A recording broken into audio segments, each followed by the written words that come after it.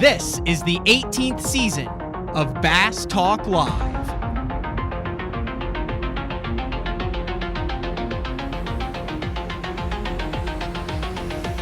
With your host, Matt Pangrath.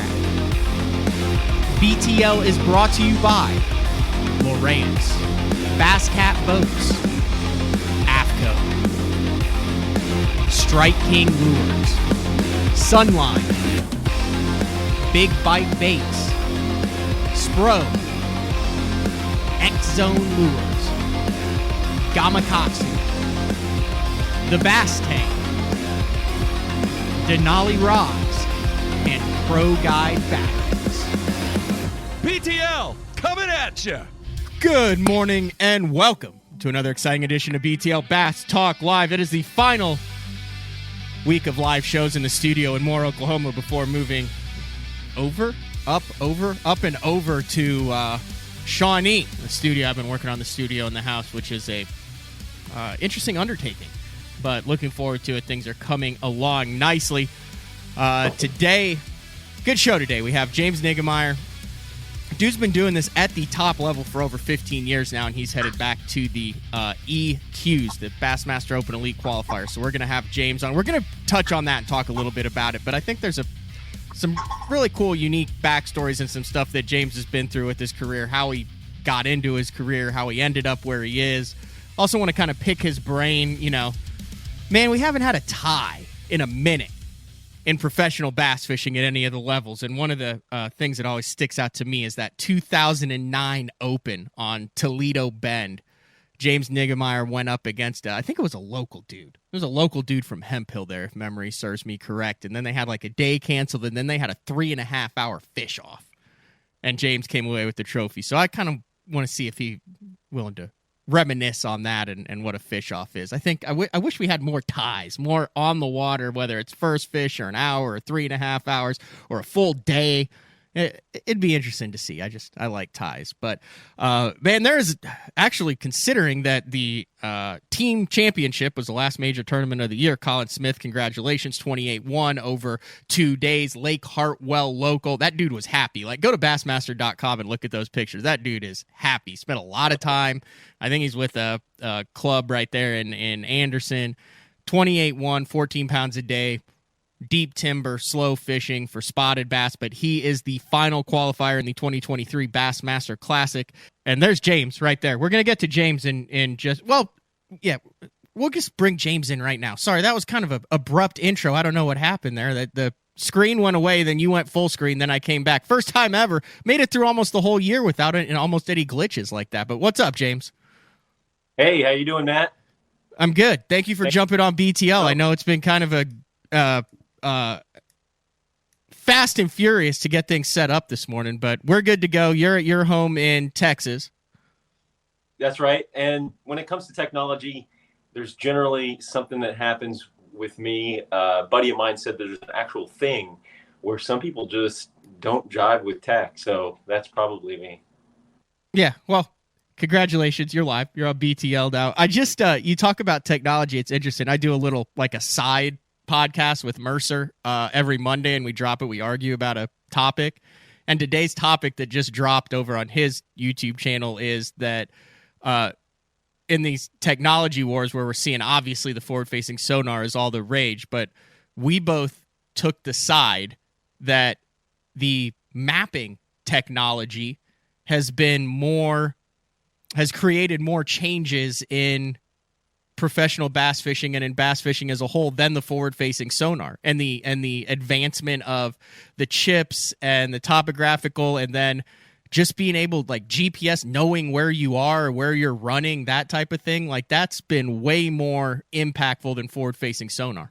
What's your thoughts on that, since you're talking about being a technology guy?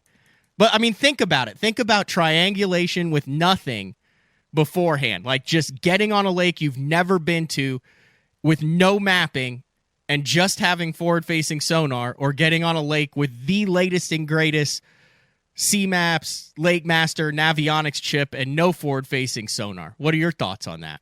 Which one would you take if you had to fish a season with either no mapping or no forward-facing sonar? and no forward facing, because the mapping is huge. I can't remember the first time that it was kind of like the light went off and it just was brand new to me. Believe this or not, 2006 on my home lake, Lake Fork, fishing the PAA. I guess what did they call the bass? What was it? The PAA tournament series. It was a classic or what? Anyways, the Toyota Bass Classic. That's what. The TTBC, the Toyota Texas Bass Classic. The very first one on Lake Fork. I was paired with Frank Ippoliti, Chris Daves, and Terry Scroggins. And Terry trying to show me a spot, and he just pulled up his graph, and he was just like, it was like, boom, he had the whole lake. I was like, where did you get that? I mean, it just blew me away. And I thought, I got to have that. Like, that's because you mean to a lake you've never been to before. I mean, just to be able to see everything, know how to run, where the creek channels are, just having it all at a glance. Because I can remember running around with just having my paper map folded to the section of the lake that I was on, and either behind the windshield or in my hand, and being, navigating that way. And I did that for forever before, mapping. I would say mapping is, you got to have it. Did you learn Lake Fork without mapping then? You learned that with a paper map, how to navigate and run Lake Fork. So how would you figure out where the trails were and stuff? Would you have to go out with an old timer, or was it all idling, or how? I mean, because you didn't have breadcrumbs or trails or anything. Yeah, I actually learned from some friends, but also Mark Pack took me out, and I was able to run like that. But basically, if I got off the boat lanes, I just idled. And I think that's the best policy anyways. But there's a couple of shortcuts. And these chips that they have now, of course, you can run it like you've been fishing it your whole life. But yeah, I just had to learn it and stay on the boat lanes. Yeah, I couldn't imagine that. I said, it's just funny you brought up the technology, and I said that just dropped. But I mean, it's insane what you can do now between the C-Maps, the Navionics, the Lake Masters, with color shading, with depth relief, with the water level on it, 1 foot increments. You can go out on lakes that don't have maps. You can make your own maps. And I think, I'm of the generation when I started fishing seriously, like that already existed. Like I had it. Now it wasn't as obviously in depth as it is, and I don't have it completely dialed in like a Josh Douglas type guy or something as far as like all the updates where it's absolutely insane what you can do now with it. I think that's that's got to be the biggest advancement. I mean, it takes so much of the not learning curve, but it takes so much of you can get on a lake and not feel like A, you're going to kill yourself, or B, you have no idea where you need to start, right? Oh, for sure. And the thing about it is, you have, when I first started fishing the tour, which was the Elite Series in 2007, there was just there was a group of guys that just ran wherever they wanted to run. And if they didn't see it, they didn't think it was there. And then there was the rest of us that were just kind of idling around. And it was just a huge advantage to be able to just run wherever you wanted to run, save time, and be able to cover way more water. So to have mapping is I wouldn't have put that in the mix up against forward facing, but that's probably because it's been so long since I thought about even the idea of not having. But mapping is huge. Back in the day before that, were there a handful of guys that just tore stuff up everywhere? I don't remember a whole lot of guys hitting stuff. But they would have to, though. Like, you send Biffle off on a wild goose chase on Seminole, Rayburn, Toledo, any of those places, and if he subscribes to if you don't see it, it's not their standard. I mean, there's got to be tons of lower units in the 80s and early 90s of those guys. Oh yeah, I can remember one pro. I won't mention his name, but he just showed me this hole in the side of his boat where he kind of, it was probably about probably the size of a tennis ball, but he was taking on water, and it was just because he was running around, and then when he came off plane, he just glanced off at one. I've done that before. And that happened in a tournament for him. So it's definitely something where you had to have some sort of like JV weld to go ahead and throw in there some putty and let it cure overnight, and then you're back in business the next day, because I don't know what else you can do. Dude, you've been on the water with everybody over the course of your career that's fished. You got to say names on this one. Craziest guy that the most often you've been like, Man, I have no clue how that guy ended up there. I wouldn't do that. Like, I don't want to say like the guy who just runs the hardest into places that makes even guys like you go, wow, that took a pair. Definitely Tommy Biffle. He's got that history, but Takehiro's pretty much, I mean, he'll run stuff. Oh yeah, he'll run stuff. I was in the boat with him on Lake Fork one time. We ran out of the back of a creek. I didn't even know you could run it. And I don't even think you should run it. But I can remember he glanced a couple. He said, it's not a big deal, And I was like, yeah, it's a big I was like, but I mean, there's guys that just, they don't, I don't know. Their mindset is such that, on the task at hand that I don't know that they're really considering what could really go wrong. And then now I've got that the leash on my outboard, which I think if you run in any sketchy areas or places that got timber in it, and even if you don't, the leash is an awesome thing to have just because you don't want that outboard jumping up, in the back in the boat with you, and hurting you or your partner. So basically, all that is like an unbreakable rope that goes behind the motor. So if you hit something, and I've actually had this happen back in college on the Arkansas River. Basically, the motor, and I wasn't running it, my partner was, but we hit a wing dam, and all of a sudden, the motor's like on, still connected, and it's on the back deck. That's what the leash prevents, right? I mean, it keeps it from swinging back up. That's it. I mean, you got something that's potentially over 500 pounds with a spinning prop. I mean, the idea of that, really hurting people, obviously, and even killing people is there. So it's a great thing to have in the boat, I think, especially if you're going to run anything that's really questionable, I think. I think it's people don't understand how precise and how talented a lot of the top level, not a lot, all of the top level guys are when it comes to driving. Because you have a lot of people that depend on it as far as co-anglers and cameramen and stuff, and you see these runs, whether it's a Great Lakes run, whether it's a fork or a Sam Rayburn, Toledo Bed, Sabine, any of those runs. Like, I don't think a lot of people understand how in tune you have to be with your vessel to make that go right 99.9% of the time. Yeah, absolutely. It's, I mean, you think of even like Seminole, it reminds me of like Toledo Bend.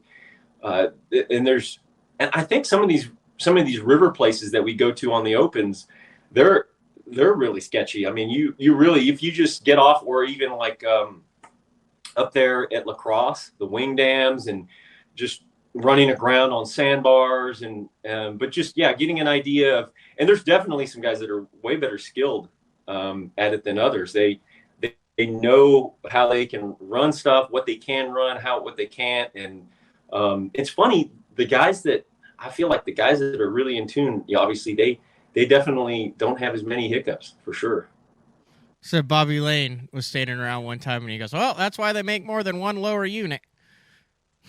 And I was like, well, that's, I guess, one way to look at it. But you're also dealing with the 0.001 percenters, right? I mean, they're moving product, they're representing companies and brands like the average guy. Like, I mean, I do it in the opens. I'm like, I idle so much. And at first I was like, well, if I'm with a co or something, or people are around, I'm like, well, I don't want them to know that I don't know where I'm going.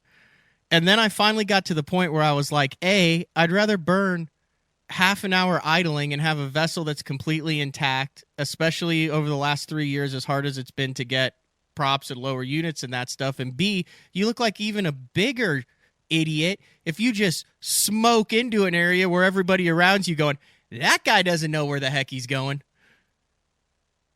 Yeah, the absolute the thought of what your peers think of you as you come in through an area, and just the idea of, I don't know. I think there's just people that aren't bothered by the idea that something might go wrong, or that what might happen as a result of that going wrong. Like again, trying to get a prop, trying to get a lower unit, what that looks like, and insurance and so on and so forth. I think there's just guys that they don't let that come into their head, and that doesn't dictate whether they're going to do it or not. So yeah, if a guy can just be, I don't know, I guess more carefree, they definitely can shave off a lot of time over the course of a year. Great opening segment. Was not planning on going down that path, but Yeah, that's good stuff to talk about. Oh yeah, absolutely. What's that? Even the James River. I mean, big laydowns and sand flats and different places like. I completely avoided major sections of the James River over the last 2 times I've been there because I found, you can catch fish in the Chickahominy. Someone's going to top 10 out of it. And I'm fishing for points. It's been earlier in the year, and I'm like, I feel like with the tide and dropping, like you go up into the Appomattox or run into any of this stuff and you just hear these horror stories. So I was like, yeah, I'm just going to stay at the main channel, skirt the big flat, get up in there and not worry about it. But I mean, Hallman was like, yeah, I tried to cut this and I could feel it on the bottom and blah, blah, blah. And guys were like, you ran that. And I'm like, dude, that's you. That's not me. But then you also are like, well, am I not maximizing my potential? Am I leaving fish on the table because I'm not scared, but because I'm not pushing myself that? I mean, but that's easy to say when it's not 2 a.m. and you're stuck on a sandbar waiting for high tide. I got stuck on a sandbar at the James, and I pulled out my push pole, and it just kept going. And I just had to wait about an hour for the tide to pick me up. Thankfully, it wasn't dropping. But I talked to Blake Smith, and he was saying that guys will do that in redfish, and they'll get out of their boat to push, and they'll actually there's been people that have died because the tide comes back in. They can't get out of the mud. They're past their kneecaps. And how that could be really dangerous in and of itself. And I was like, that never even crossed my mind. Yeah. The idea of getting stuck in mud and not, and the water coming over your head. That's wild. Yeah. You excited to fish? It's a weird deal with you, man. I was standing next to you at the Bassmaster Open there at Rayburn, and you were in, or you weren't in, and then you were in. And then you thought you might have been in, and then you were in for 12 hours, but then you had to rely on a couple other guys to drop in the standings, and they didn't drop in the standings. And then when everything shook out, you were first man out to qualify for the 2023 Elite Series, finished in 4th by 5 points. And I mean, dude, I was there, and I kind of know you. That had to be a bitter pill to swallow, and then to go through all the emotional roller coaster over that 48 hours. Yeah, that was really, I tried not to think about it and tried not to watch. And of course, I had friends, and you and I talked the next day, and it wasn't until, weigh-in, and that when they started weighing their fish, and it was just completely like, okay, it's a matter of fact. Forget all the, well, this and that could happen, and it's done. That it really was a gut punch. That was, and I did everything I could. I felt like I fished really well, and I don't think that there's much I could have changed, or it just didn't work out. And but it was hard to take once it was all final. Yeah, to get that close. To know, everybody knows how hard it is, and to get that close, it is a bitter pill. It is a hard thing to kind of wrap your mind around, and a hard thing to just kind of accept the reality of and be like, okay, well, you got as close as you possibly could and not make it. So there you go. As I said, you fished the Elite Series for 2007, which was the second year after the inception of the Elite Series, all the way through 2017, and then went over to the FLW Tour from 18 to 22. Was that a deal where you'd had a couple rough years, or did you make the decision on your own to go over to FLW in 18? I had 2 rough years that killed my standings. The last 2 years over at Bass on the Elites, that really. And I was actually first man out in that. Are you serious? I was behind Jonathan Van Dam, which he stayed in the Elites, and I was literally the first guy out there. And then so I went and fished. They've only made cuts like 3 times in the past 10 years too. And that was one of them. That was hard. I'll tell you that. that was hard. And there's a lot of things that transpired as a result of not requalifying that was just, I mean, it's real. That's all I can say. But then didn't you go right over to FLW and almost win the cup the next year? In 18, I finished second in the cup. Yep. To Clint Davis on the big worm. You got homered by Clint Davis. Like that's his jam, isn't it? I guess it is. He had it on a big jig head or a wobble head or whatever and caught him out of brush piles. After that event was over, I don't think Mark Davis would mind me saying this. He called me and he said, I think it was a couple days later, he texted me and he said, that wasn't supposed to happen, James. He said, that's not normal. That doesn't happen. It just happened to happen in that event. Oh, the big fish that he caught, like the multiple big fish out of the piles. Well, he was in 10th.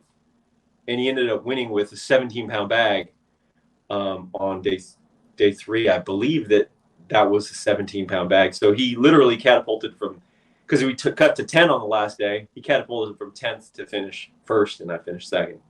So, I mean, it wasn't even close. I think it was like 6 or 7 pounds that he won by.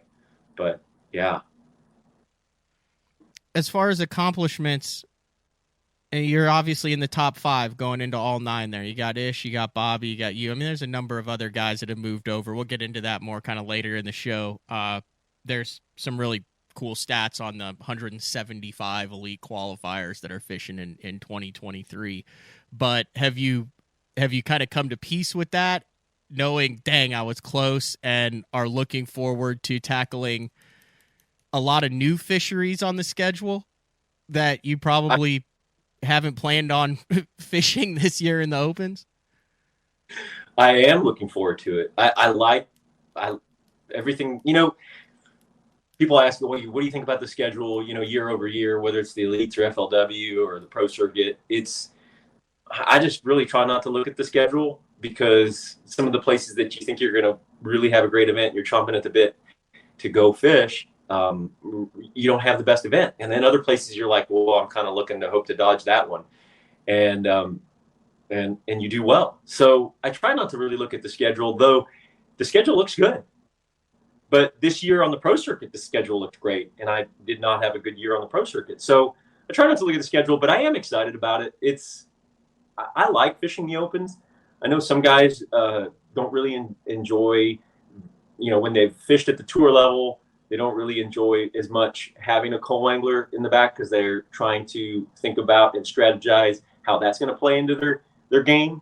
But I've really enjoyed it over the years. Even when I fished the elites, I would try to fish the centrals, at least every year or every other year. I might take a break from time to time, but I like fishing the open. So I'm pretty excited about it. It's kind of a new page, moving forward, and I like the fact that it's not the opens, but they've kind of revamped it, and it's the the elite qualifier series. Got a logo and a patch and everything, James. So yeah, fancy. Yeah, we paid good money for that patch. Really good. Yeah, so it's good. I mean, it's a new page. It's moving forward. That's good. Are you excited about it? Yeah. Well, here's the difference, dude. I haven't made my living fishing for the past 15 years. I haven't been at the top level. I don't have 2 kids and a family and depend on tournament earnings and sponsor dollars to do it. So, I mean, I'm kind of chasing it. So it's a real question. Like, I know you said you're excited and you're always a glass half full and you're a positive guy, but from that standpoint, how does that work logistically for you? Because I mean, you're fishing for $50,000. I know it's a less entry fee, but it's still $35,000-$40,000 to fish that. You've got the $50,000 for the win, but the checks aren't $10,000 now. You have a really good sponsor portfolio that you have kept. I feel like you've kept a lot of your same sponsors for over a decade, and work really well with them. Your name's synonymous with them. So, aside from I'm excited for the new fisheries. Has that been an interesting puzzle to piece together to make it work logistically? Yeah, it's something that just didn't come together this year. I actually tried to put it together last year and to move into doing all 9 in 2022, but it just didn't work out. And so I stayed with the, fishing the pro circuit. And so this year things just kind of gelled, and, worked with all my sponsors, and everybody, was behind me, and they're, we're support you on it. And so there was different things that went into it as well. And it wasn't just my moving from one to another, but yeah, a lot of the things you just mentioned are real. I recognize that, while we all want to fish the Opens for 1 year and then make the Elite Series, I recognize how much of a challenge that really is, and how that can or can't happen based on, not having a good day or two or three. And so those are some of the real concerns, obviously, that you're talking about, wife and kiddos and making a living at this, and trying to continue to move that over to the Elite Series is going to be, the number one objective moving forward. But of course, that's what everybody's objective is, out of 107 guys that are in this. So yeah. The dude over at Advanced Bass Stats, I talked to when I booked you the other day. I talked to you about this as a Instagram account. It's like ADV Bass Stats, and he comes out with all sorts of crazy cool stuff. He's got to be an engineer. Anyway, so his list, he had 27 Tackle Warehouse Pro Circuit guys that are moving over to fish all 9 Opens this year. Before the tech glitch, I was going to get into this, and then boom, full screen, James Niggemeyer, and then I came back and we just rolled with it. But there's a lot of guys on this list that have made their living on FLW. I mean, Mike Sermon, one of them, he's fished every single FLW event there's ever been. But that list, and there might be, he has a little asterisk here. He's like, hey, if I messed up, I messed up. But this is the most complete list here for the 27. Have you seen the 27? Well, yes, I did. Well, actually, after you told me about that Instagram page, I went over there. I looked at it last night, and I looked at it again this morning. He's got some really good, interesting information there, some great content on there. And, before you showed me that or drew my attention to it, I really hadn't looked at it all. I'm doing some projects here at the house and waiting for my new Ranger to come. And so everything's kind of in this little limbo period where I can take care of some things that just get dropped once fishing begins. And so I've not really just dove into it. And it was a couple of days ago, I was talking to Bill McDonald. I said, well, do you know how many guys they have? He's like, yeah, 107. I can't remember, 170 something. And I was like, really? How do you know? So I've been a little bit disconnected with it, but yeah, coming back around, and things are moving forward pretty quick. Be 2023 here real quick. So, but yeah, his information's great. Did look at some of the names on there, and yeah, there's guys that have been fishing for veterans for a long time. Bill McDonald. This is the list: Bill McDonald, Blake Smith, Bobby Lane, who obviously is coming over from the BPT as well. Brad Knight, Cup winner. Brandon McMillan. It could be Brandon McMillan in Florida too. Brandon McMillan. That's kind of a cool nickname, McMillan. Yeah, it is. I wonder, has he won $1 million in Florida? Between everything? Hold on. I got to look him up. That's a good question. I've just kind of got to know Brandon the last couple years. I like him. He's a good guy. 657,000 with FLW. Didn't he make a classic too? Yes, he did. He fished the Opens, the Southerns, and I think he won on Seminole. That's pretty. That I can just access that. That's 650. He's close. He's got like almost 100,000 with Bass. So 657. So 7. He can't be Brandon McMillan. But no, you add what he's won in Florida. Then outside of it, I promise you, he's won $1 million fishing. Oh yeah, yeah. You did know that off the top of your head because that win was a long time ago. I remember it. That was in 2015. I remember that event just because he caught him flipping grass, and I'd rather do that than eat. So I just remember watching some of that or reading it or something like that. So Brandon McMillan, Casey Scanlon. I don't want to mess with Casey Scanlon on a regular basis. He's proven to be pretty dominating. And then, hey, let's just have one in his out of his back door. He just walk down and hop in the boat on Lake of the Ozarks and just show everybody how it's done. And Casey's the guy that I feel like in a lot of times he's very he's got like laser focus. I mean, he's serious about it. Yeah. Yeah. Chad Grigsby, Chad Warren, Clark Ream, Daryl Davis, Evan Barnes, Greg Bohannon, Jason Abram, Jason Leiblong, Jason Menninger, Jimmy Washam, John Canada, Josh Bragg, Kurt Mitchell, Kyle Gillies. Gillies? Gelles? I haven't had him on before. I think it's Giles? Gellis? Gellis? That's what it is. Yeah. Mike Sermon, Miles Berghoff, Shane Lineberger, Takayuki Kiyoki, Terry Ludke, and Tim Frederick. Dude, there's a bunch of guys on there that are veterans that rely on bass fishing like that's what they do is bass fish and have done it for a long time. I mean, you're not talking about kids that are just going out there like, hey, let's try to make the Elite Series. You're talking about guys who are like, hey, I've spent decades establishing my name and career and wins and have a lot riding on this that are now jumping in Bassmaster Opens. Yeah. Yeah, it's I mean, guys that have won at the tour level and have won championships at the tour level. There's 2 of them there, if not 3. There's some hammers. Yeah, that's good stuff. Yeah. All right, also, while we're on it, just to wrap it up, I think right now there were 11 NPFL guys that are coming over to the Opens, and then obviously Bobby Lane, Ish Monroe, and then Jason Lambert announced it, and then Kenta is now the Iron Man of bass fishing. He's fishing the Elite Series and all 9 Opens this year. So very interesting list there with the 175.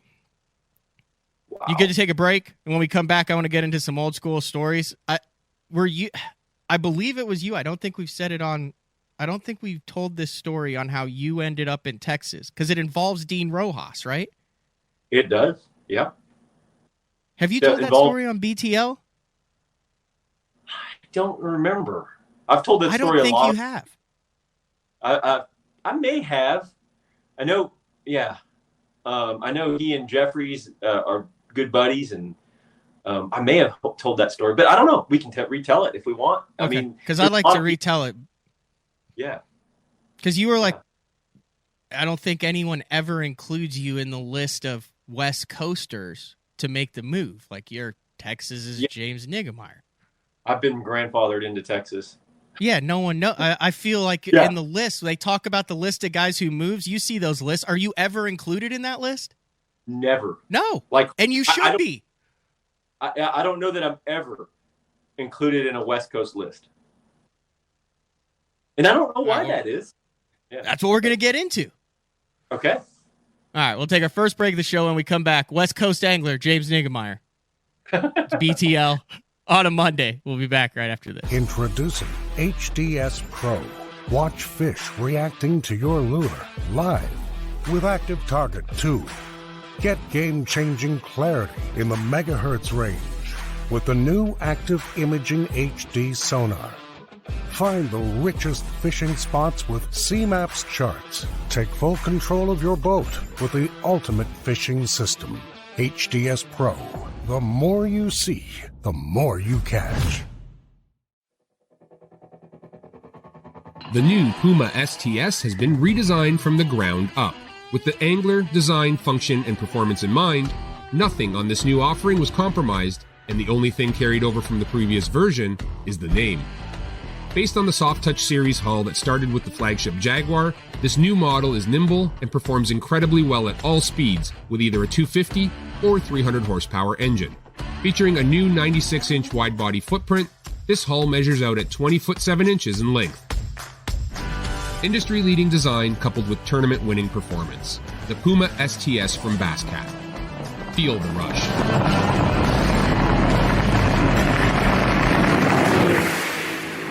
Hey guys, Gerald Swindle representing the AFCO Hydronaut. This is the jacket I love wearing when times is tough, and I'm talking about the weather, not the fishing. The jacket, what I like, I got a double cup right here. I can seal up the bottom of my jacket because when you're fishing, you're holding your arms up. You're bad about getting water, it runs downhill. Everything bends good. I'm long arm. Look, it fits very comfortable. My arms is flexible. I've got the speed hood on, pouring down rain. I can get everything zipped up. One thing they did is they made plenty of pocket space. If you ain't got enough pockets in the Hydronaut rain suit, you just got too much stuff. From the water membrane, that's 30K, baby. 30 times the reason you ain't gonna get wet. Super warm. If it's cold in the wintertime, you put on your Hydronaut, you're gonna be a much more comfortable person. If you don't want to just look sexy at Dairy Queen, wear your Hydronaut. We got it from small to 5X. Most rain gear does not come in that many sizes. You got waist adjusting straps. We can make it fit you. No matter what the environment is, we want you to be comfortable. We want you to be dry. You gotta check it out. It ain't gonna let you down. The KVD 100 jerkbait. 15 different colors. A perfect combination of roll, wiggle, and flash. Increased castability. 3D eyes. Premium black nickel hooks. KVD. Tie one on. Striking lures. All right, welcome back to BTL Talking with James Niggemeyer. We'll have Matt Looney on in the final segment of the show also to talk about the Bass for Beckers giveaway. Time is running out to get your entries in for that. Also, head over to omniafishing.com/BTL for a chance to win 5 of Seth Fider's favorite Daiwa reels. That runs through the end of the month. omniafishing.com/BTL. All right, let's get back to James Niggemeyer. And before the break, we were talking about your West Coast origins and how you ended up in Texas. Well, you said you've been grandfathered in, but you've told the story before, I know that, but not on BTL. I don't think a lot of people think of you as a West Coast guy. In fact, I know a lot don't, but it's kind of a fortuitous meeting that ended you up in the Lone Star State. Yeah. I don't know how far you want to go back, but I lived about 15 minutes from Don Iavino's house. And Don took me under his wing and really helped me kind of get my feet wet. And that's how I met Dean Rojas. And Dean and I fished some team events, and we actually won a team event together on Castaic. And anyways, he really was instrumental in saying, hey, you need to move out to the West, to Texas from the West Coast, and really to pursue your career, start guiding on Lake Fork. I've got some friends, and that was Lance Vick and Kelly Jordan and Mark Pack, and that's how you need, that's what you need to do. And also, I met Mark Davis at a seminar, and he was just standing there. Nobody was talking to him, and I went up to him and I said, "Man, I really want to do this for a living. What do I need to do?" And he said, "You need to guide." And so, with 2 different people telling me, you need to guide, you need to spend more time on the water. And the only way you can do that and pay bills is to guide.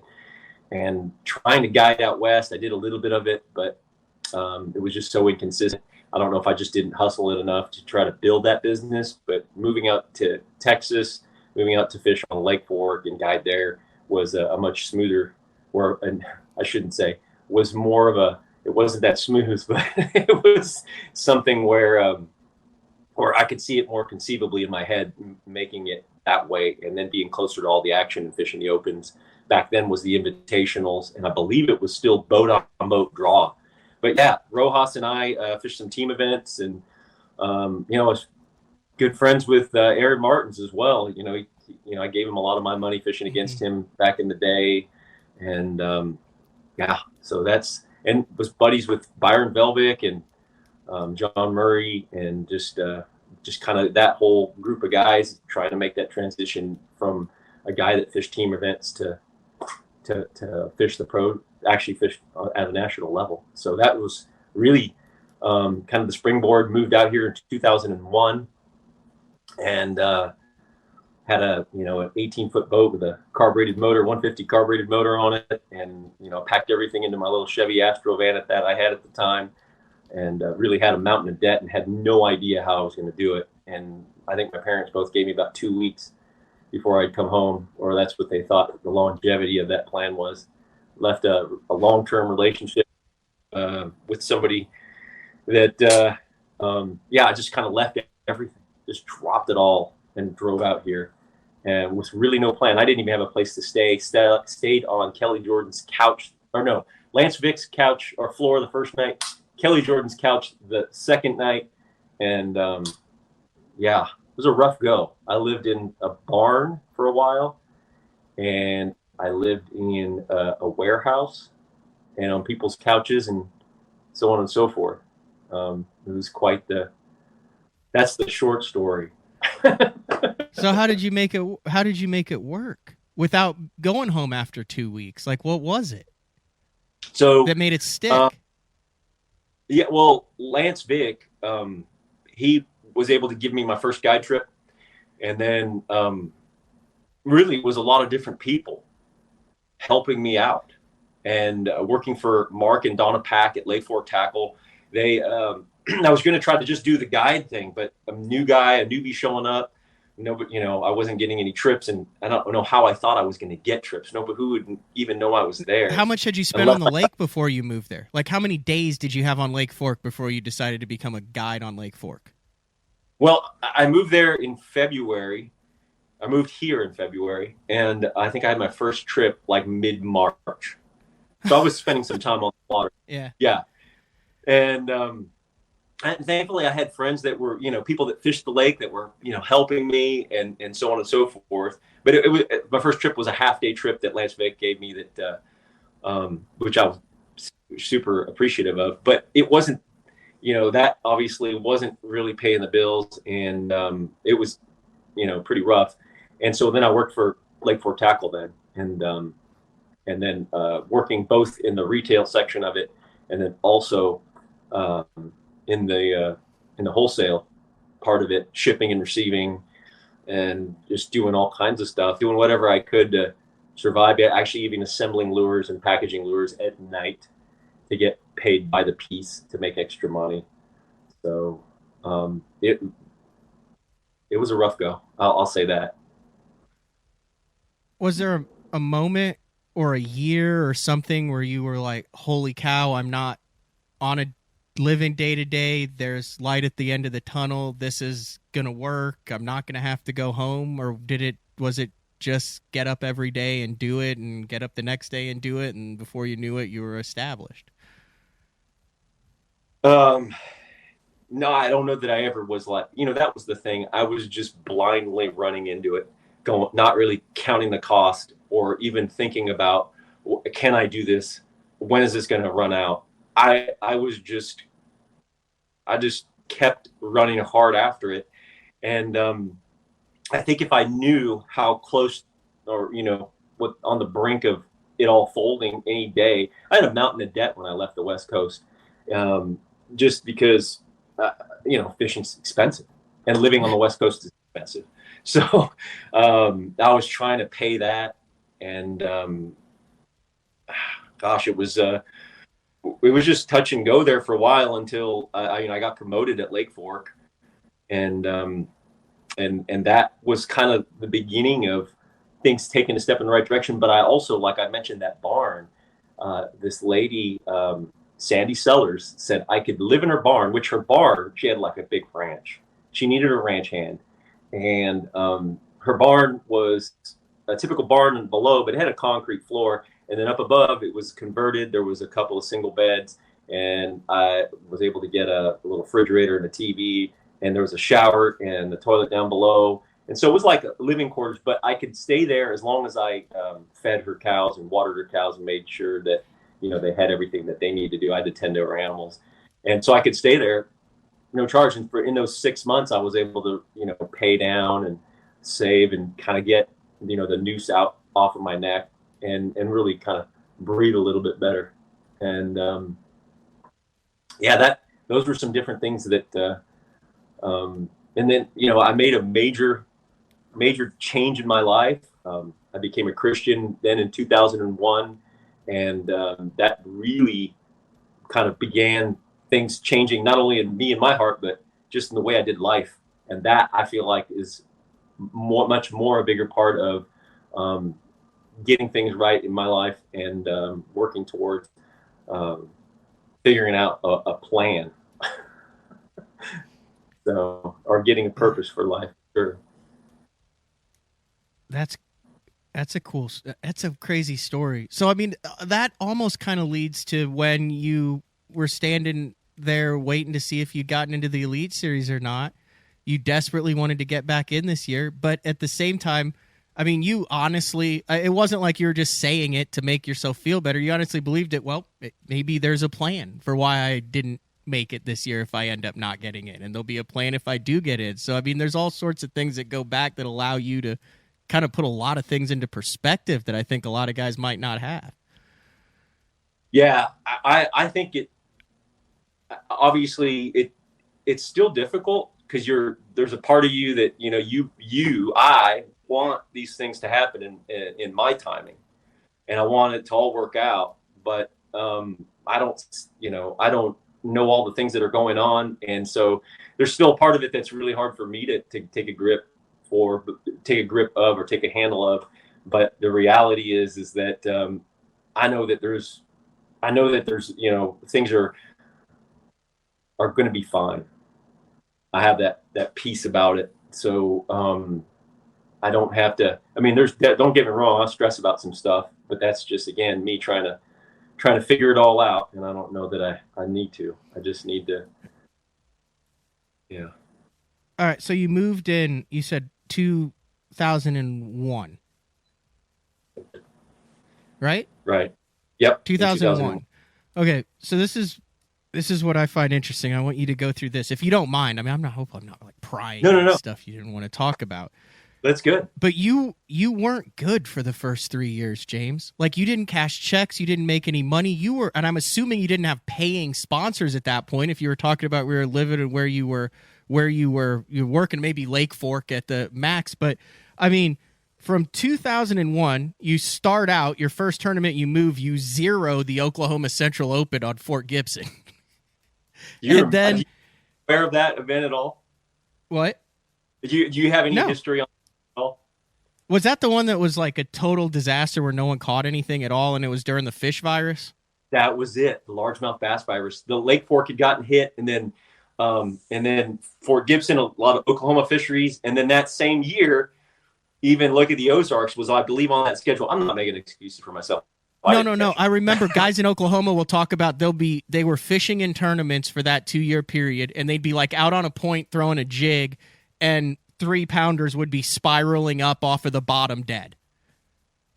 Yeah, there was a lot of fish that were, seen along shorelines, and just, it was a bad deal. And Lake of the Ozarks was also a super rough one.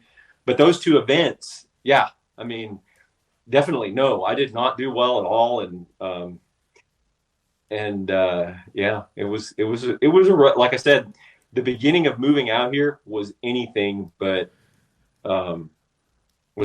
easy. I mean, I questioned everything, it was one of those things that I wasn't patient about it at all. So, like, you were stressing about it for these years. Like, is this the right thing? I mean, oh yeah, no, I was more frustrated. Like, it just didn't, just kind of being naive about it. Yeah, I moved out here from California, and I'm supposed to be catching them right out of the gates, right? Yeah, like, that's going to happen. But we'll have to pay your dues. Some people actually have to do that, and so definitely that was something that I was just frustrated with, the fact that things weren't working out, and really just having a tough go. And that, I feel like all that's really as a result of my life just being completely upside down. And yeah, and so it just showed in every area.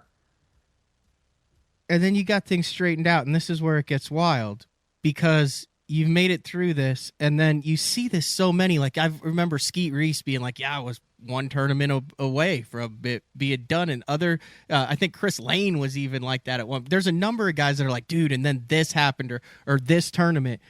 But then you have like 50,000, 25,000, 73,000, 12, and that's in like 2004 and 2005. And since then, you've been a consistent check casher. But you weren't before that. It was that. Do you remember that? I would assume then, whatever the Bassmaster Series Regional 3, the $50,000 out of Louisiana. Yeah, I do remember. That had to be Absolutely. massive. it was really huge because here's the deal. I believe that tournament was in October, and my son was born the end of September. That might have been November. And I literally like, well, before that, I won the BFL regional on Washita like a month earlier. I can remember calling a friend going, I'm here driving to Lake Washita to fish a BFL regional. And I've got like just no money in the bank. I don't know what I'm going to do, how this is going to work out. And we're getting ready to go into the fall and winter, and there's no guide trips. And just in winning that event, and then, you know, that momentum, I win that the next event over on the Red River, just blown away at God's provision in that. Blown away. Yeah. Oh, dude, that was $60,000. Yeah. So you went 100. Oh my gosh, you went like 5 years and like, hey, and then you went 60,000, 50,000, and then you made the Elite Series. Yeah. And that was 22 years ago now. Yeah, it's a long time. Well, yeah. Yeah, you moved in 2000. 2001. In January, it'll be 22 years ago. Yeah. That's a good story, James. Well, and then it only got better, if you can believe it, because the next year they changed the Opens to a Northern and Southern tour, and that was only 2 divisions, but there were 5 events, and in the Southern, in both the Northern and the Southern, the guy that won the points got their Elite Series entry fees paid for the year. That was $55,000 because there was 11 events that in those first few formative years of the Elite Series, and I won the points in the Southerns, and that's how I began my career on the Elite Series.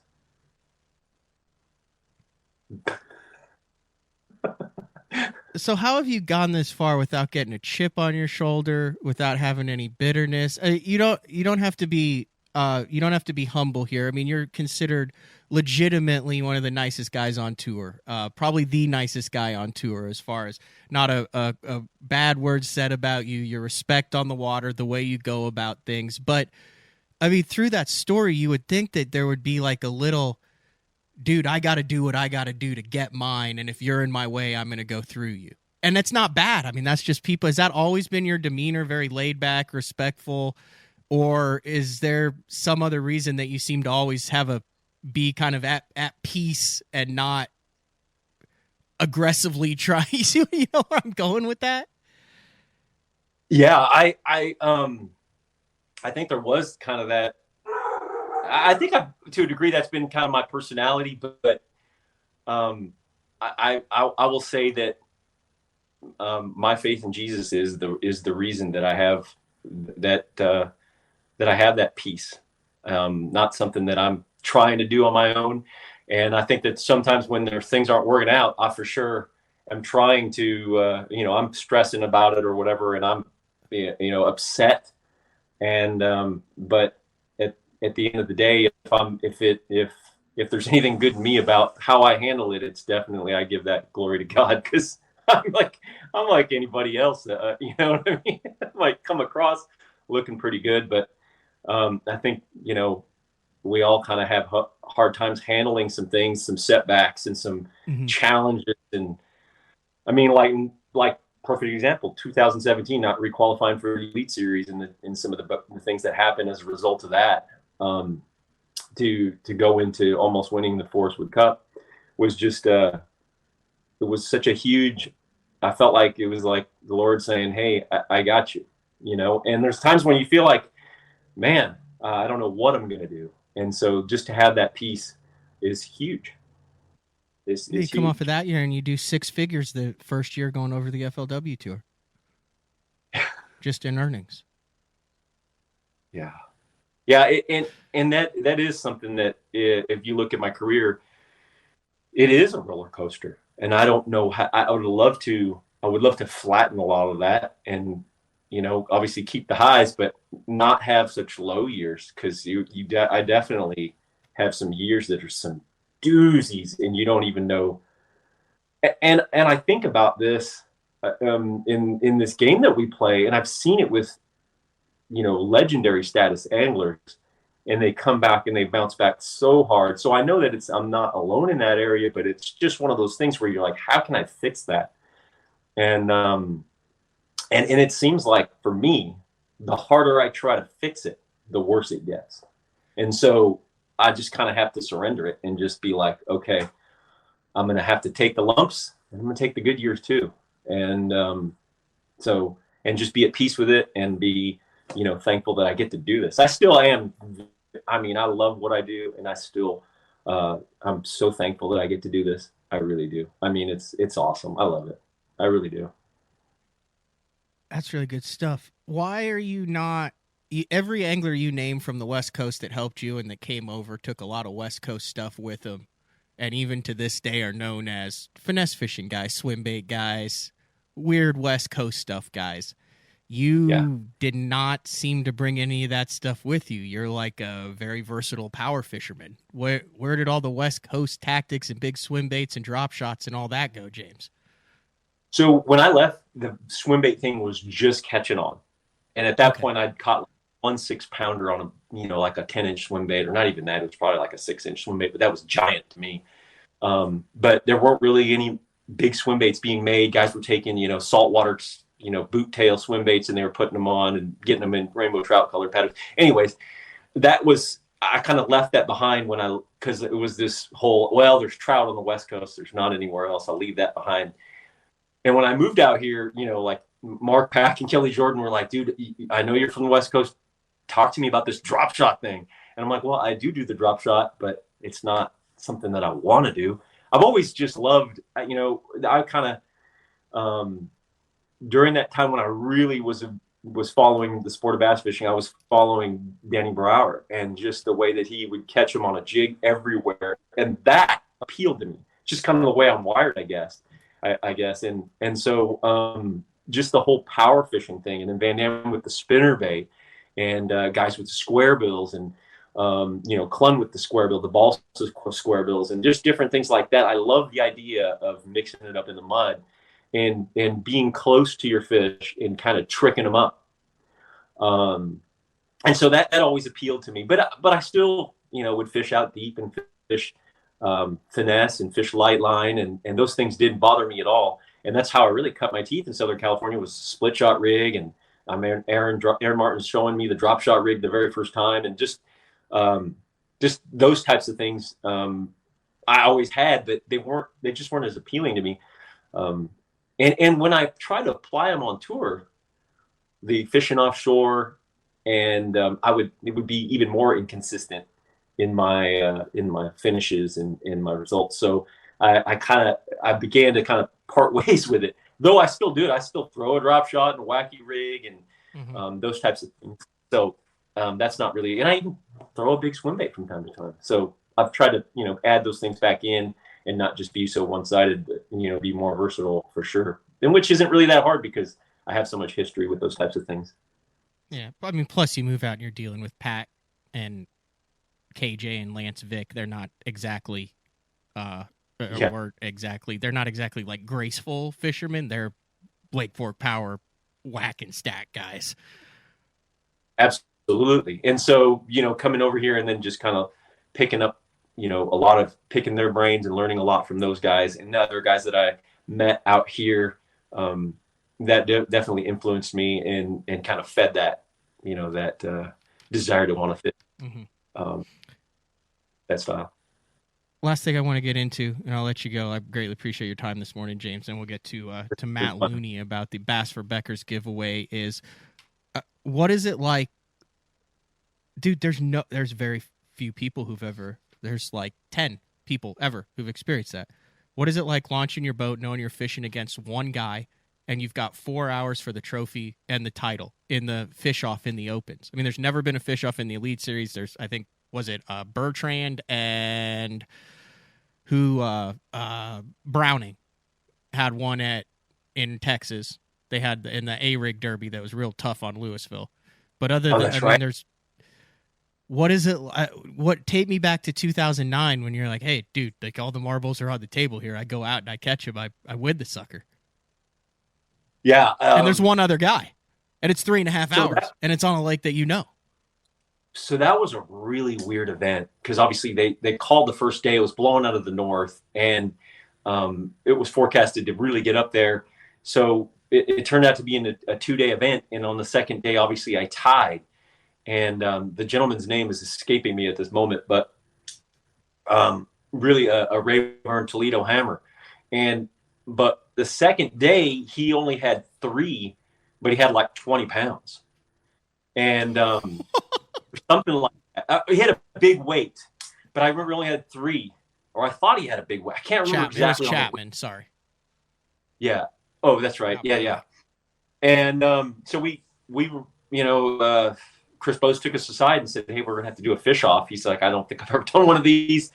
This is great. And he's like, I know, James, that you got to get to to Lake Amistad. And but can you stay for the fish off? I said, absolutely. I'll stay for the fish off. And so he said, we're only going to make it, I think it was 3 3.5 hours? 3.5 hours. According to the article. And it was against Gerald Pringle of Hemp Hill. Yes. Yeah. I just say you never want to mess with anybody that has Hemp Hill as their hometown on Rayburn or Toledo Bend. Like, you're in for a dogfight. I don't care what their first and last names are. Yeah. They know how to catch a bass. I want to say that he said that he was running way up north. And so I was like, gosh, that's really going to cut into his fishing time. And I was fishing south, and I was fishing for spawners. And so I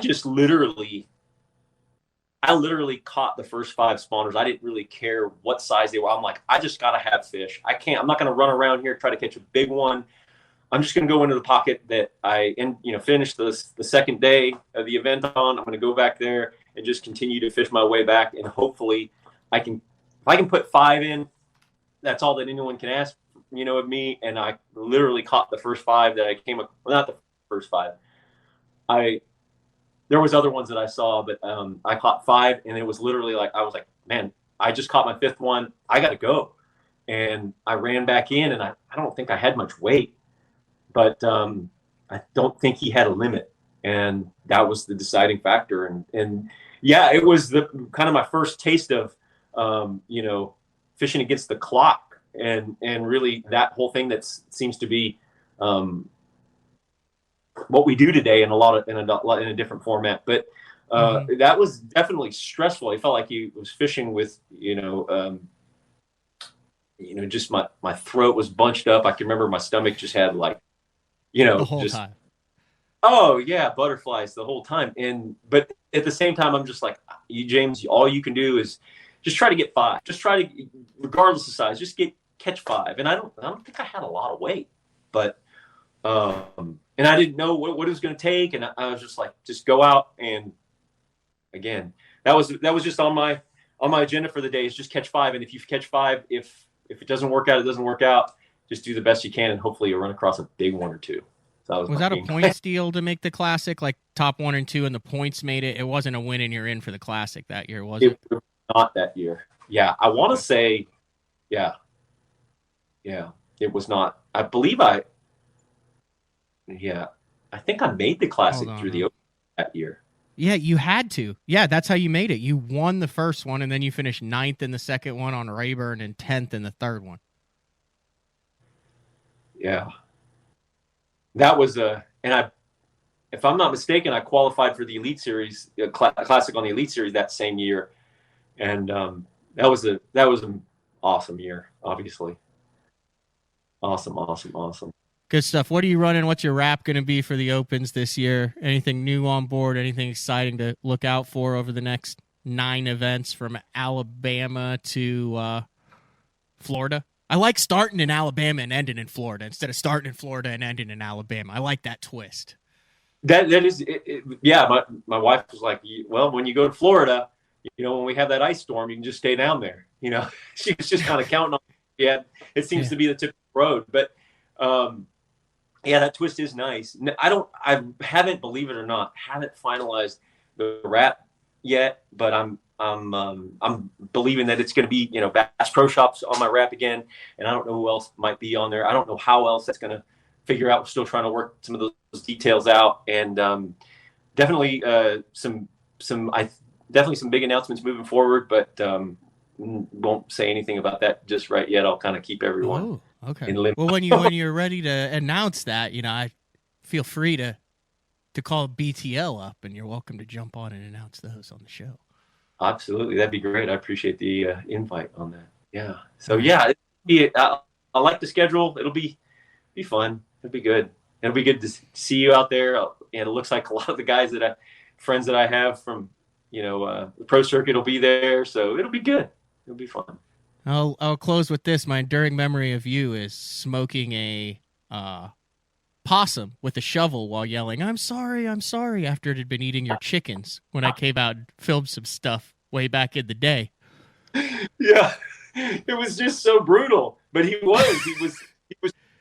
had been consistent. I mean, we live out here in the country. So, we have some predators come try to get our chickens, and we got to try to keep that you got to keep the wraps on that. Otherwise, my wife, she's like, hey, my organic garden and my chickens, as long as we can have that, everything's good. And so, I try to kill off the predators and keep them at bay, whether it's snakes or possums or raccoons, what have you.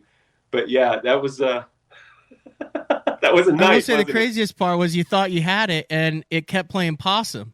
So it just eventually just kept getting up and walking away. It was the craziest thing ever. It was so crazy too. And then I scooped up on the shovel thinking he's dead, and he's like, no, I'm not. And I couldn't believe it just jumps off again. Yeah, kill that thing.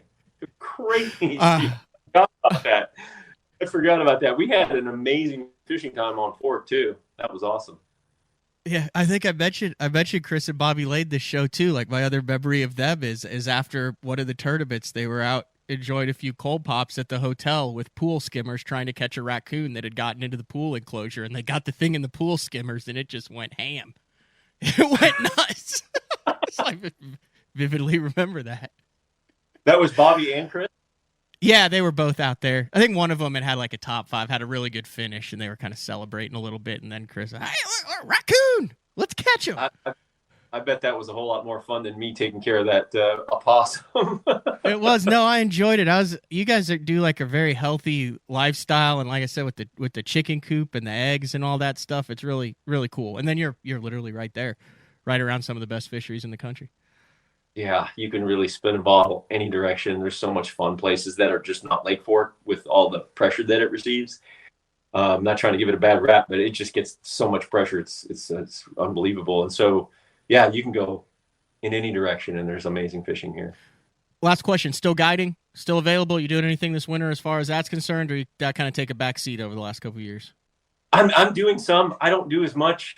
Probably do like 20 or 30 trips a year in between boats, and I can't, but in off season I'll try to do a few, and then during the season I'll try to do a few, just trying to schedule that out right where it's not interfering with other things. But yeah, I still do a handful of them.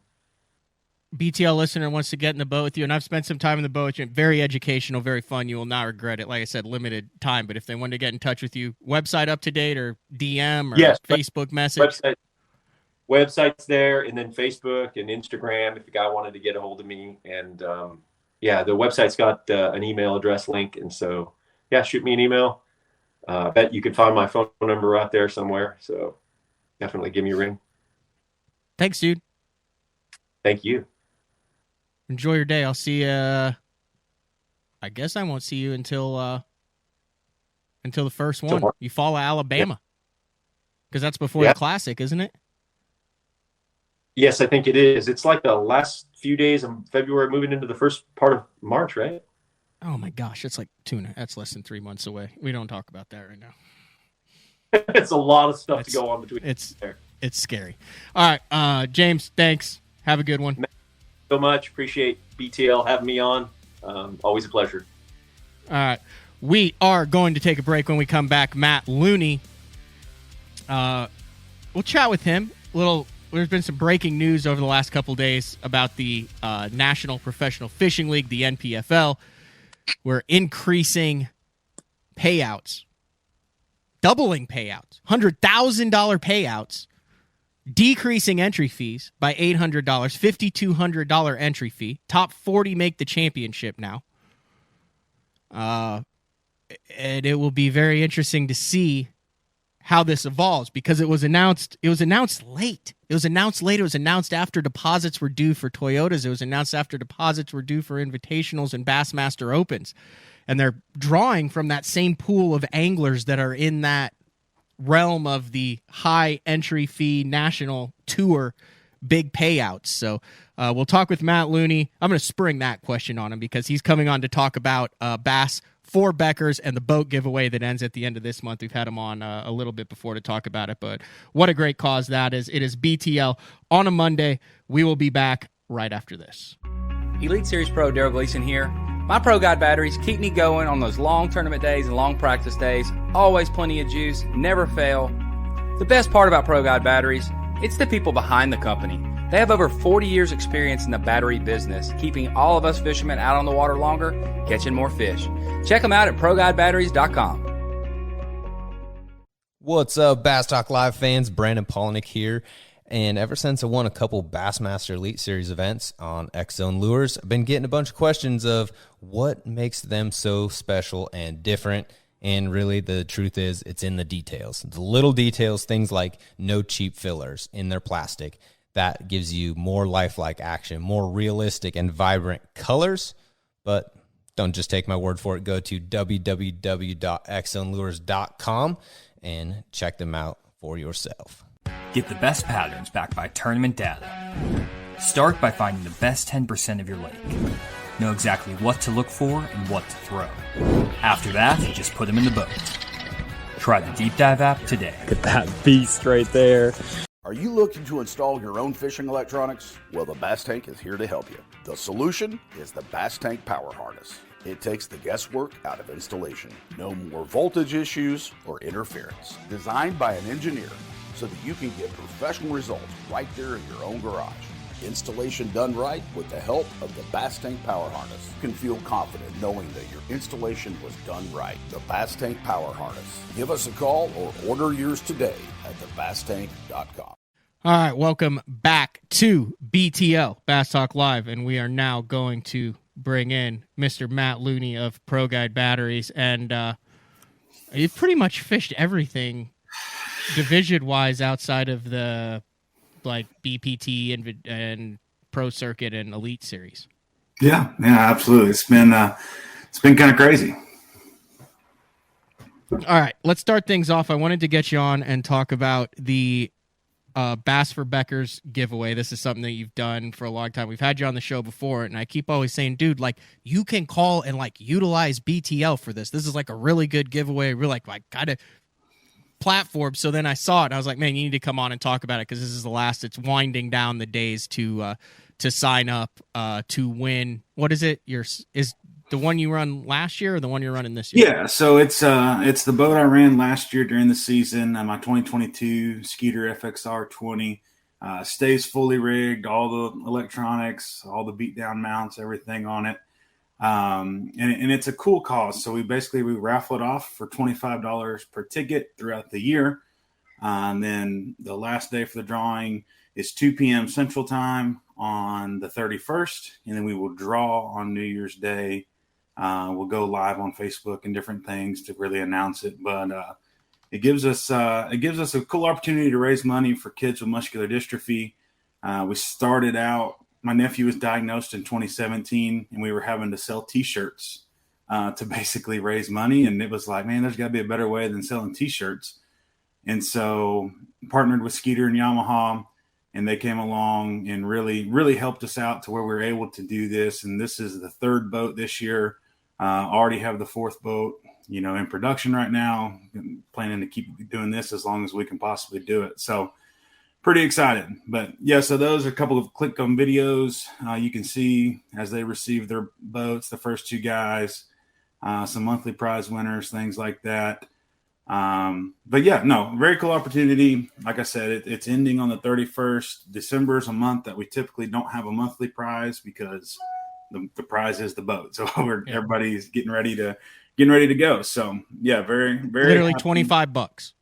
$25, you get a chance to win. If you buy 4 tickets or more, you get a free shirt or a hat. If you're on the site, you go to the products tab, you can see those Yamaha branded shirts and hats. And so really cool opportunity. You got a few minutes to chat about the National Professional Fishing League? Yeah, of course. All right. Let's set the stage. Originally came out after, I thought, a very successful season last year. Had some uphill hurdles as far as kind of weather scheduling and things like that, but came out and ended up having a good year. And then announced $6,000 entry fees going forward into this year. And I know that Brad Fuller was just on Business from the Bass Boat. Good podcast, too. But he verbalized, hey, we had like 20 guys signed up. Yeah. It was not good. League folding type stuff. And this was very recently. And I had a feeling something was kind of up because all of a sudden they announced $100,000 last week for each event, dropped the entry fee from $6,000 down to $5,300. But there were also like registration links accompanying that information, which is never a good sign when you're 2-3 months from the season started and they're like, hey, look, sign up for this. Yeah, especially when you've got waiting lists for opens, Toyotas are full, they're able to fill all the other fields. So you fished it a number of years. Your thoughts and opinions on what's going on and what the NPFL needs to do. You don't have to give your opinion on that, but I mean, what are your thoughts on it? You're an NPFL angler. I want to get your thoughts on it. You're one of these guys. Absolutely. No, as a trail, and I've said it from the beginning, it is by far one of the best ran trails I've been in as far as the ownership truly cares about the anglers. Now, that's not to say no one has stubbed their toes along the way. But it is a brand new business. Show me any business that is extremely successful in their first 2 years without any kind of, hiccups. So, this year, openly and honestly, I was not one of those 20 that were signed up with the price increase and, kind of all the travel expenses going up continually. And I've got a new baby that's 6 months old. It didn't make a ton of sense to me. And then with these changes, I also had a new sponsor kind of come along and offer to pay those entry fees. And so we got signed back up. We're, got the contract signed, got deposits in, hoping to fill this thing up because it really is now, especially with the increase in the payout, the increase in boats getting to go to that championship event. It's one of the best tours you can get on if that's what you're looking, is to fish for a high amount of money, pay a high entry fee. I don't see any other reason not to fish it. The uphill battle, though, is the anglers who are looking to fish for a high amount of money and are capable of paying a high entry fee are locked in. The majority of them are locked into whether it's the Toyota series with deposits, the opens, all the guys who are fishing the EQs. And I believe there's 11 NPFL anglers on that list that are fishing all of them currently right now. But you're $7,200 in right now, and you can't get that back. Like if you get it back, you just eat $7,200 if you want to go back. And the same thing with the Invitational. So it'll be interesting to see if there are anglers who will pull out, if there are anglers who will try to add the NPFL to their schedule. I'm interested to see. I'm very interested to see if this will work because it seems like a really good deal, but tough timing. It is tough timing, and like I said, it was very tough timing to add to the entry fees with kind of how the economy is. And they found that out. And it wasn't a, told you so type of situation for anybody. It was just a business decision they made, trying to make it the best as they could. Initially, they were going to pay down to like 60 places next year. And what they were able to do is shorten that up to around 40 places and be able to pay that larger first place prize. And I know that there's some anglers on the Elite Series and some anglers fishing the Invitationals that are able to do both. And that was part of, needing the sponsor to help with entries is I have my deposits in, so personally I had deposits paid and I had to basically eat those deposits in order to fish this. But thankfully I was able to do so. And now there's in a pickle because now everybody who's on board with that, it has to go, or else now with everything filled up, there's going to be a whole group of guys who don't have anywhere to fish. So that is the incentive for the current NPFL anglers to really try to get the word out and make sure. I wonder, like, you're not like representing the NPFL or anything. You're just an angler who fishes the NPFL. And in all fair disclosure, Pro Guide sponsored the NPFL last year. And we will be next year as well. Yep. And will be next year as well. So you do have some connection there. Mm-hmm. But as an angler is kind of how I'm talking to you about this now. But yeah, that's really going to put guys in a pickle. And it didn't sound, based on the I haven't listened to the entire Business from the Bass Bros podcast, but the portion of it, it didn't sound like it was 1,100%. Yeah, we're going to get the 120. It sounded more like hey, this is our best effort to do, and we're going to do everything we can, literally, instead of just fold up shop. Right. But that puts some guys in a pickle then who've decided to do that if it doesn't come to fruition. 100%. Yeah, the guys that were faithful from the start and didn't sign up for anything else this year, it could definitely make it an off year for them. But I really think, based on the numbers of contracts I hear going out and different things, now we all know saying something and actually doing something are two different things. So, I mean, even when we only had 20 guys signed up, there was still hundreds of contracts out there. We just got to get them signed, got to get deposits paid. But it sounds like, things are really ticking up. Like I said, I know they've more than doubled in people that are deposits paid and everything after they've announced that. So we're just going to continue to try to fill it up.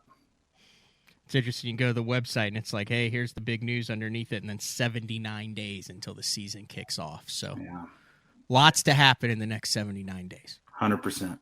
And in the next 18, 19 days, lots to happen with the Bass For Beckers giveaway. Yeah, absolutely.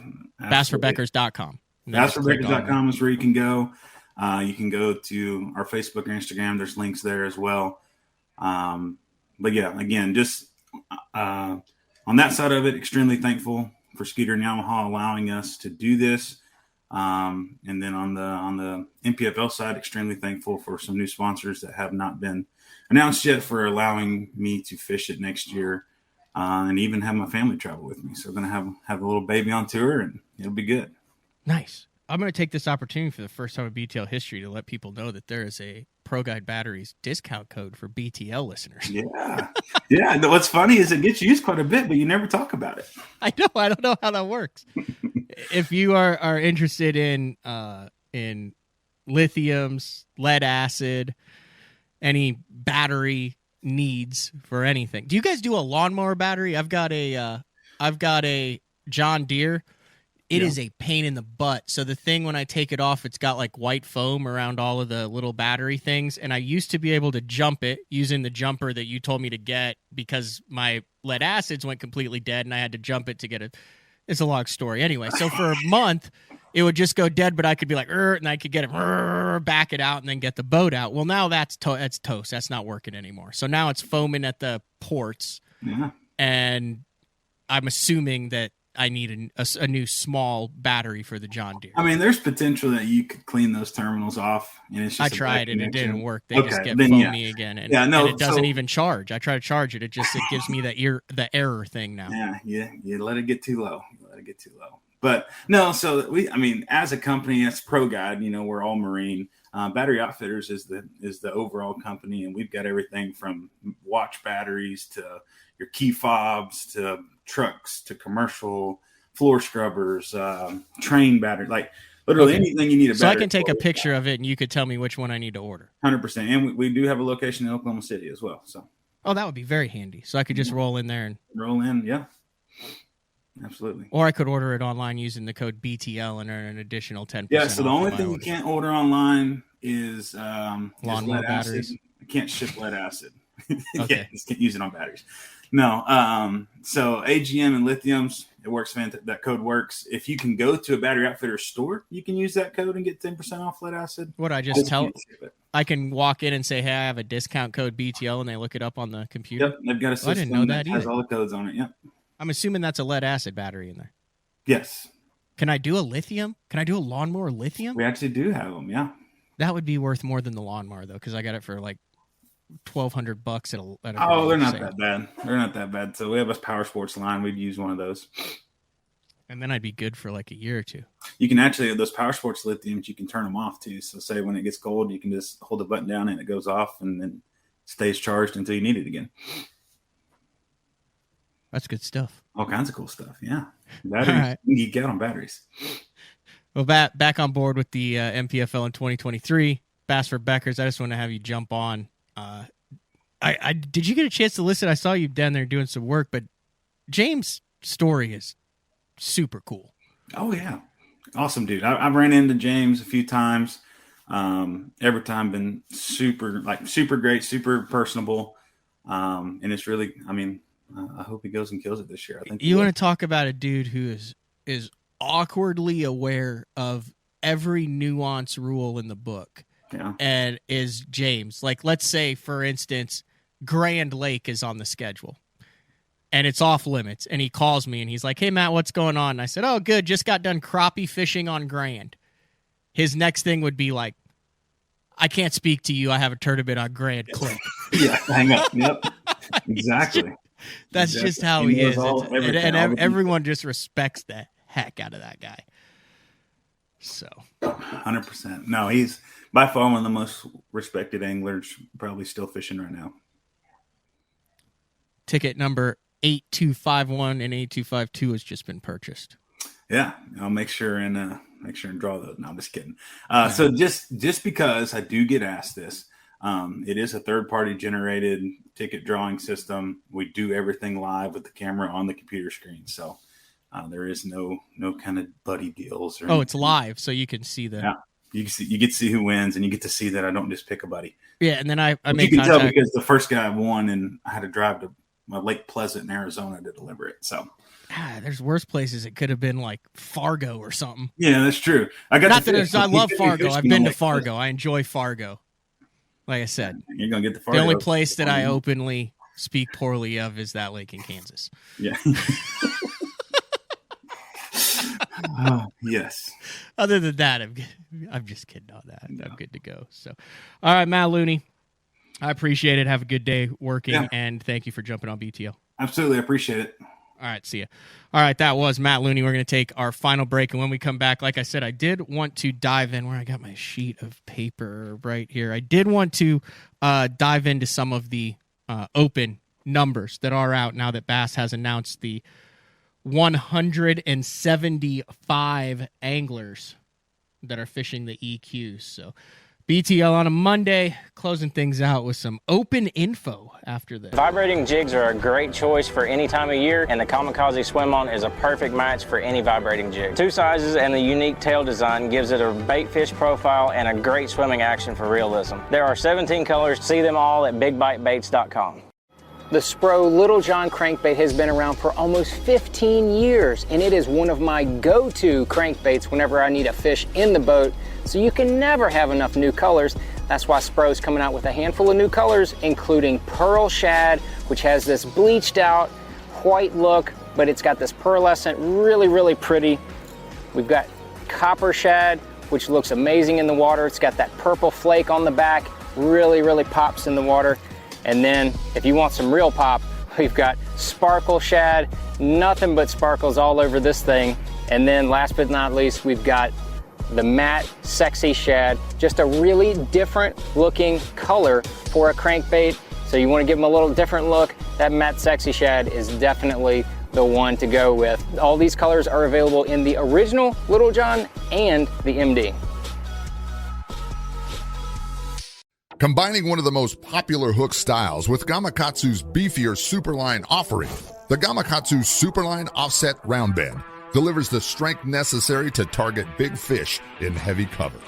Well suited for braided line and heavier fluorocarbon, the Gamakatsu Superline Offset Round Bend is built using stronger Superline wire that allows anglers to easily fish a finesse worm around heavy cover.